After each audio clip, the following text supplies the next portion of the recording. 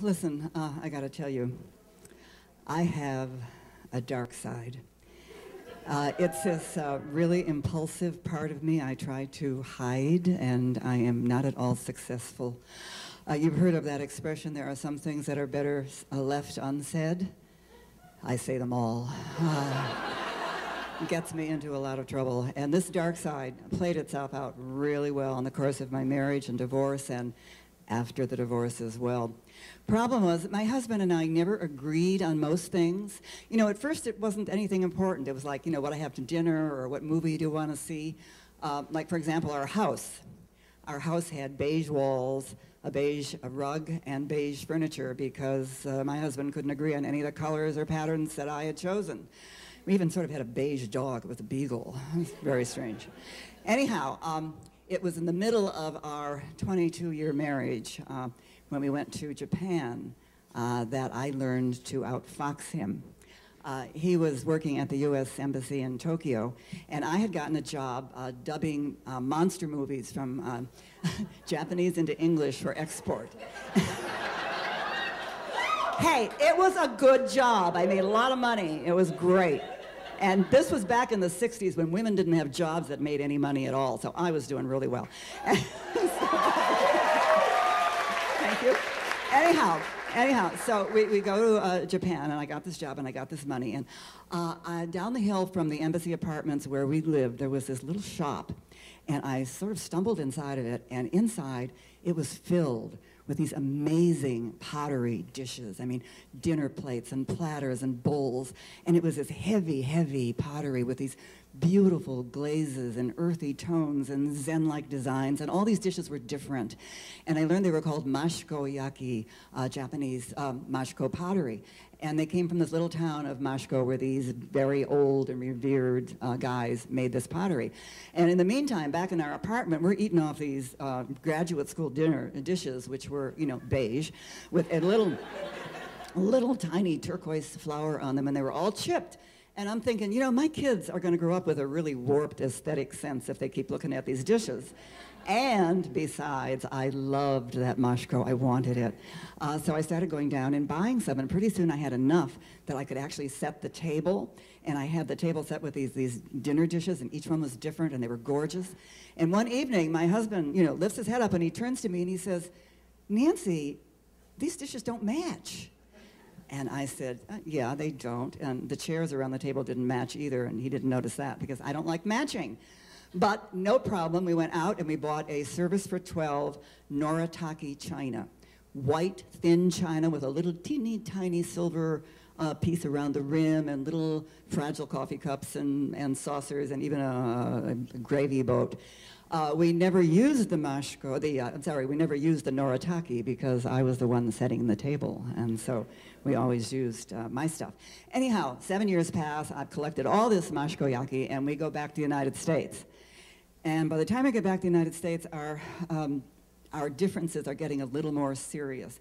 First of all, it was the women's movement was in full swing. It was 1973, and I felt sprung. I mean, there were all these opportunities for women that had never existed before, ever.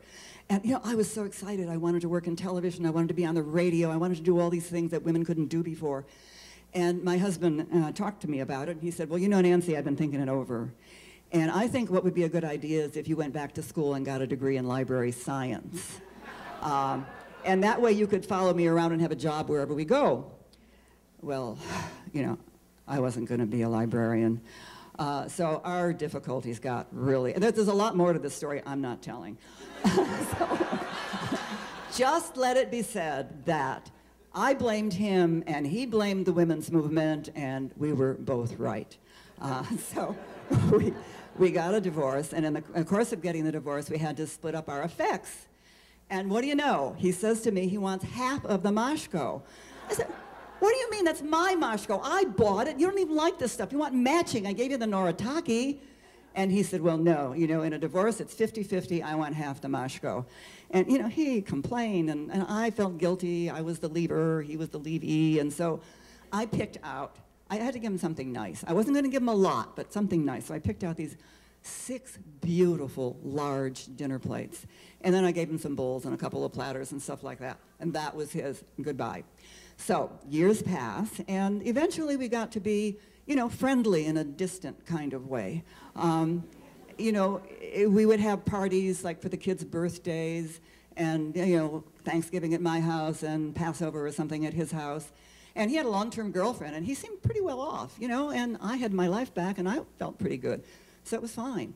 And at one of these parties at his house, I decided, the party was winding down, and I decided it would be helpful to sort of start to clear the dishes off from the living room. You know, once a housewife, always a housewife. So I took the dishes, and I go in the kitchen, and I wash them, and I'm getting ready to put them away, and I open up the kitchen cabinet, and there, at eye level, are 6 beautiful, large Mashko dinner plates. And I stared at them. And you know, I'm thinking, he never uses these dishes. You know, I wonder if he'd even know if they were missing.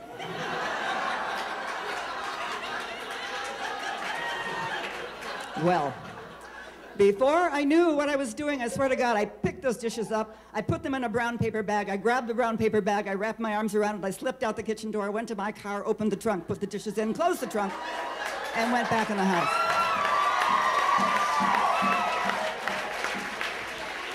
Whew. Well, 2 days later, my phone rings. It's my ex. He sounds distraught, overwhelmed. Nancy, I don't know what has happened. I went in the kitchen and I opened my kitchen cabinet and my Mashko is gone. All those big dinner plates, they're gone. Could somebody have come in my house when I was asleep or when I wasn't here? You know, and I'm saying things like, oh, golly gee. Oh, wow. I can't imagine. Anyway, we hang up. I go sit down in my living room and think, you know, I have got to return these dishes. What am I going to say to this man? I mean, I don't even know why I did it. I mean, my dark side doesn't include stealing. It just is words. And, you know, I did this. I can't even explain it to myself. How am I going to explain it to him? So, you know, but I pick up the dishes. I put them back in the brown paper bag. I pick them up. I go to his house in Cleveland Park, walk in, and he's sitting at his dining room table. And I plunk the dishes down and on the table, and I say, yeah, I'm sorry. I don't even know what I said. I have wiped it out of my head. I'm sure I said I was embarrassed. It was I don't know. All I know is at the end of whatever it was I was saying, I said, look, I'll give you $150 a dish. Can I have them? And he said, no. And he gave me this shit-eating grin. To this day, I wonder if he didn't know it was me, you know? My kids think he did, but I'm not sure. At any rate, that was that. And sadly and unexpectedly, my ex died. Yeah, and you know, my daughter was made executor of the will, and my son came in from out of town to help clear out the apartment for sale, and they asked me to come over and help, and I said, you know, yeah, I would.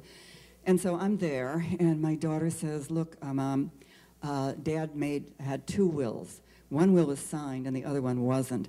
In the signed will, he left his girlfriend a certain amount of money, and that's all. But in the unsigned will, he left her a larger amount of money, and he left her the Mashko. My Mashko? He did. I shut my mouth. I say nothing. I swear to God. I didn't say anything. I just stood there. I'm sure I must have looked funny, but I didn't say anything. And so then my kids go into the bedroom for a little tete-a-tete, and a few minutes later they come out, and my son says, well, Mom, you know, we've been thinking it over. We want to honor our dad's will and let the girlfriend have the larger amount of money. But all the Japanese things, you know, we really think that those things should stay in the family. And we'd like you to have the Mashko. I'm going to yell, but I don't yell. I simply smile, I hope demurely, and I say, thank you, I really appreciate that. So then I leave the house and I go out into the Cleveland Park street where the sun is shining and talk about your dark side.